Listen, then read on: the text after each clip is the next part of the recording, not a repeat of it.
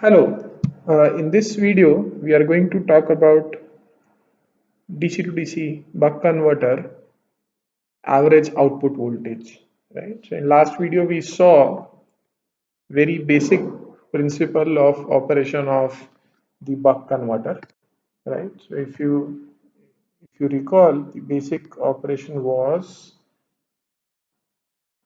that you have a source with, let's say, source voltage Vs, and you have a network of switch. These are ideal switches, let's call them S1, S2, where we have seen that the signal for turning S1 and S2 off, and the complementary of that is what S2 receives, right? So when S1 is on, S2 is off, and vice versa. You can see that in case accidentally both of them turns on together, then the source voltage will get short circuit and that would damage the circuit, right? So therefore these switches would always operate in complementary fashion. And then we have a low pass filter, which we saw that usually would be an LC filter followed by load resistance R, right? Let me call this voltage as VO. So this was the basic circuit of a DC to DC buck converter. Let me define certain terminology with respect to switch S1.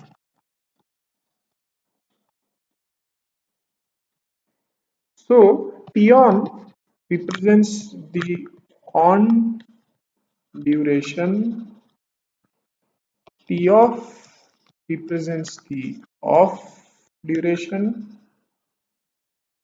right? If you remember, we turn on an S1 on and off at a high frequency, right? So this period is T on, this period is T off, and this total period is nothing but Ts, or rather switching frequency Fs. We call it switching frequency because that is the frequency at which the switch S1 is turning on and off or switching. So the switching frequency, which is also equal to 1 upon Ts.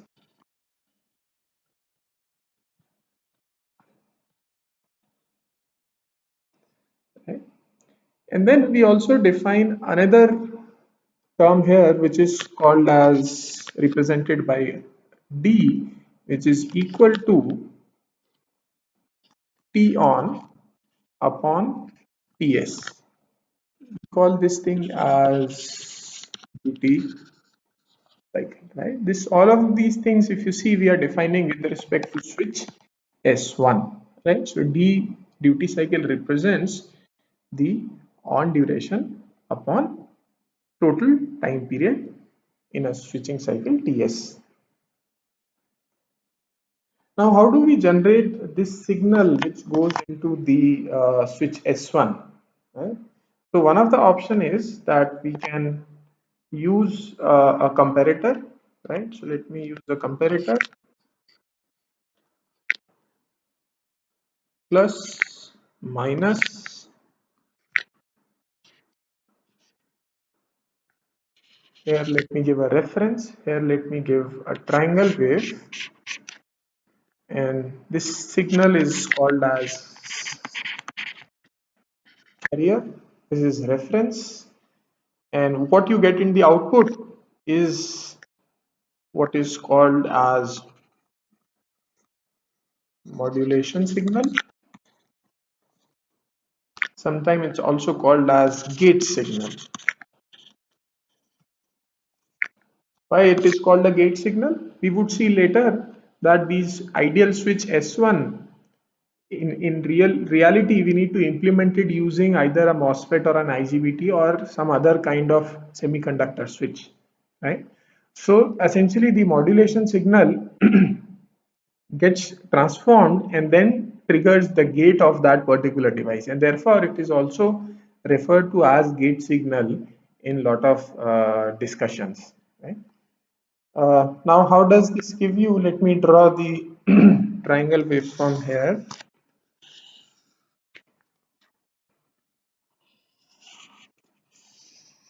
right? It is periodic. So let me try to redraw.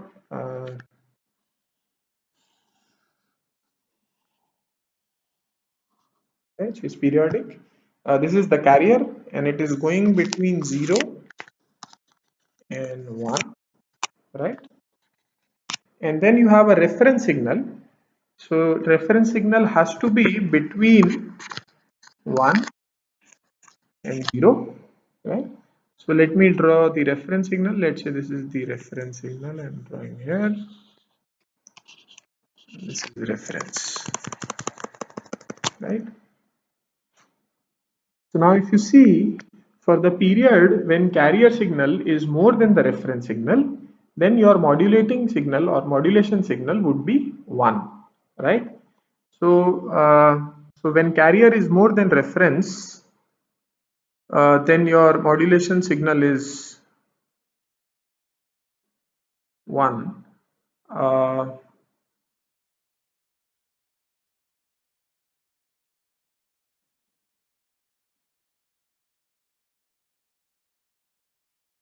Sorry, yeah, let me just change this sign here. The reason being that the carrier signal, whenever it is more, as we increase the reference, I would like my on period to increase, right?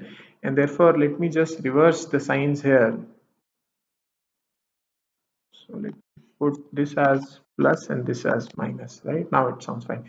So yeah, so whenever carrier is less than reference, in that case, or whenever reference is more than carrier, your modulated signal would be 1. So now in this graph, you can see that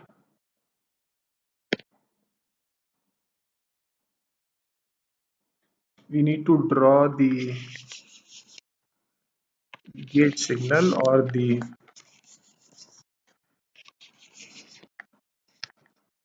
modulating signal, then it would look something like this. So here it would be 1, then it will become 0, then it will remain 0, then it will again become 1, right?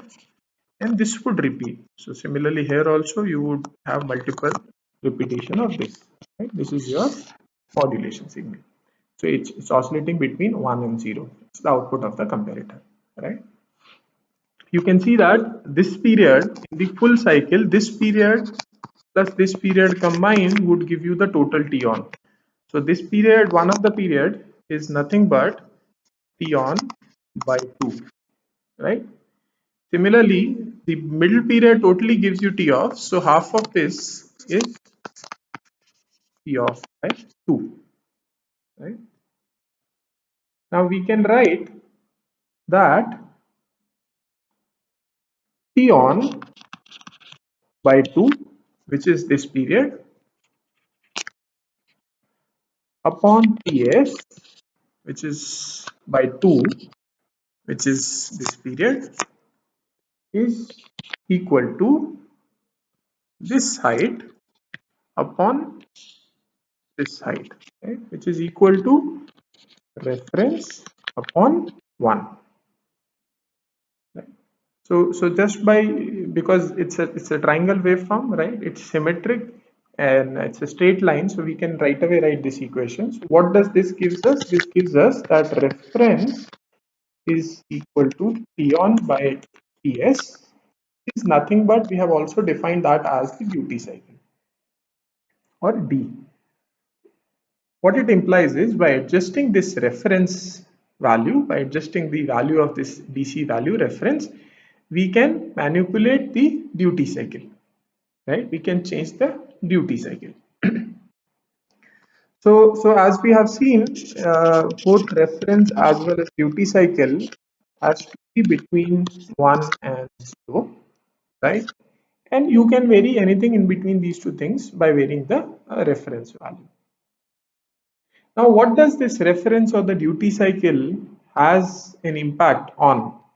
So if you see, if we turn on S1 for more duration, the on duration would be bigger, and that would increase the average voltage. That would increase the average voltage and the average output, right? Let me mark this particular voltage also by some variable. Let me call it as V1, right? So let me draw the waveform of V1. If you see, V1 looks something like this, and it's oscillating, right? So this is your V1 signal. Obviously, what is the maximum value? Maximum value is Vs, which is source voltage, and the minimum value is 0. And this is your on period, right? And this is your off period. Right? So what is the average value of V1 over a switching cycle Ts? Right? This is your total Ts period. The average value of V1 over a switching cycle Ts is given by V1, sorry, Vs into T on plus 0 into T off upon T on plus T off, which is Ts, which is equal to Vs into T on upon Ts to Vs into duty cycle. Right? What is the average value of V1 Ts? Average value of V1 Ts, I'll just refer to that figure. The average value of V1 Ts is nothing but the average output voltage VO. Why? Because we are just putting a low pass filter.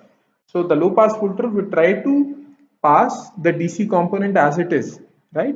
So the average value of V1 will get transferred to the output as it is, and obviously it would suppress the ripple component, and therefore capital VO, which is nothing but the average output voltage, is equal to the average value of V1, which is equal to source voltage times D.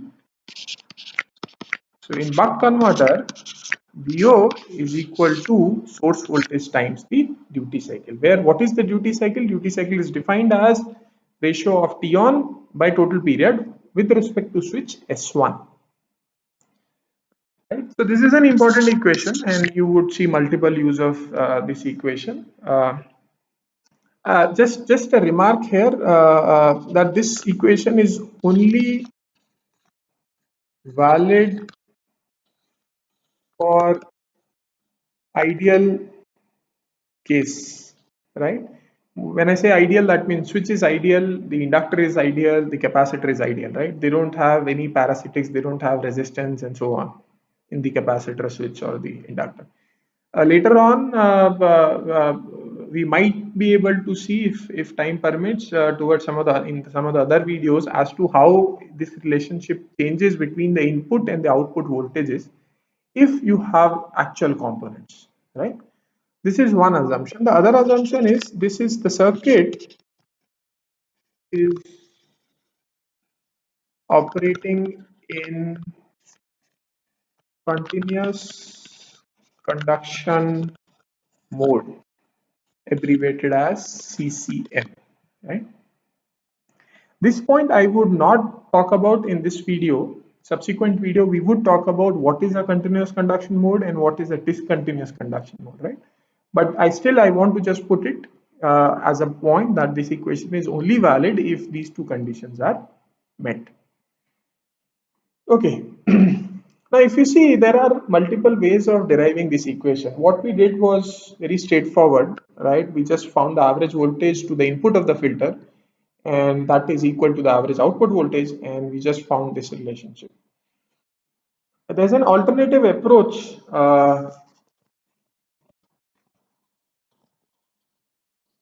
in finding this equation. Let me show you how usually people would find that, and that is what is generally more preferred in textbooks. And this is how your output filter looks like, right? This is your VO, this is your V1.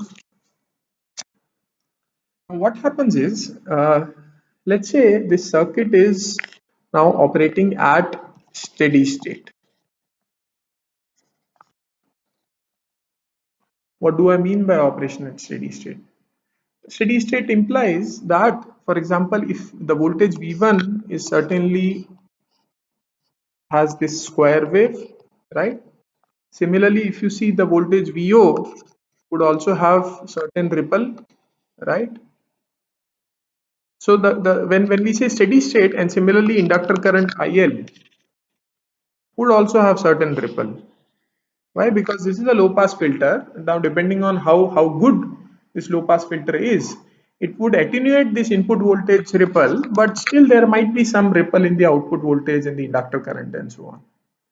So when we say steady state in the context of these kind of circuits, what we mean is that the voltage or any signal at t equal to 0 and at t equal to Ts plus 0 should be equal. So the way we are defining steady state here is that any signal f at t equal to t0 is equal to f at t equal to t0 plus ts, right?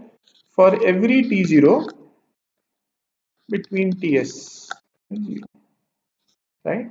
That means your each cycle is identical to the previous cycle. Your current at at this point is same at after ts, right? I've drawn this waveform a little bit wrong. If I try to draw it correctly, then this is how it would look like, right? So current is same, voltage is same, and so on.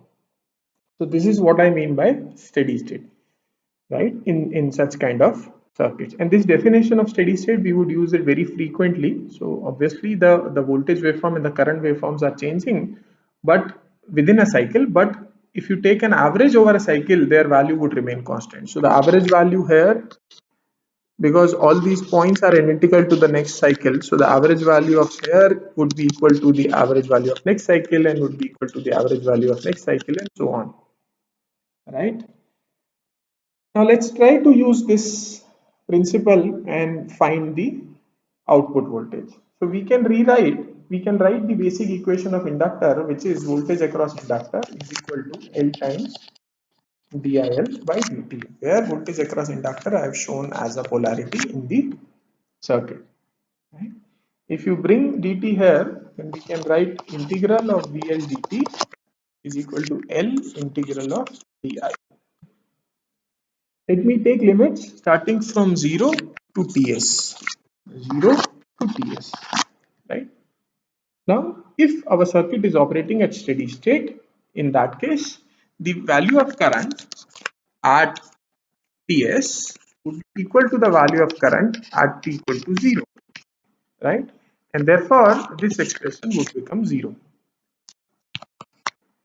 This implies that integral of dl dt going from 0 to Ts is equal to 0. This equation is also referred as volt-second balance.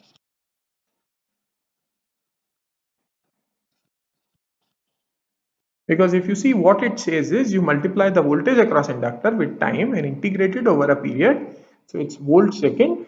You integrate it over a period and you get 0. So therefore, this equation is also referred to as volt-second balance equation. So if we utilize this equation further, then we can see that I can split VL, I can rewrite VL as difference of V1 minus VO.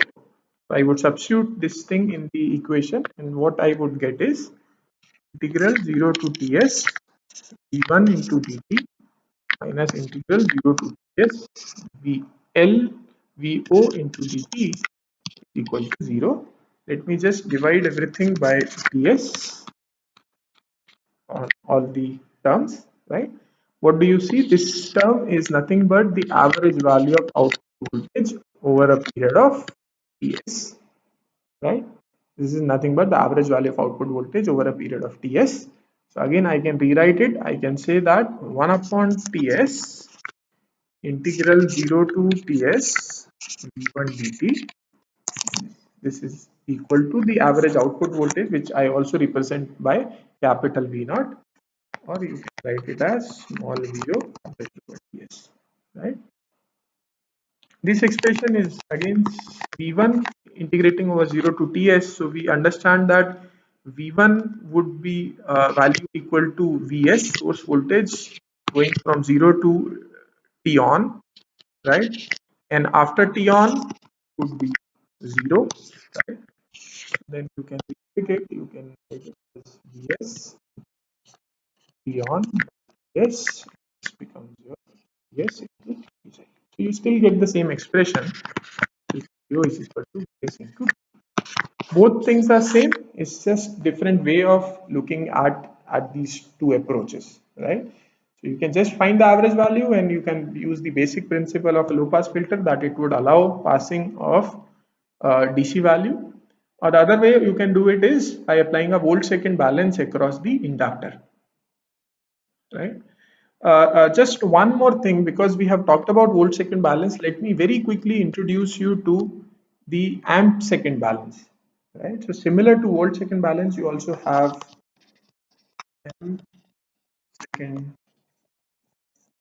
balance, right? Again, volt second balance and amp second balance are only valid, both of them are only valid in steady state.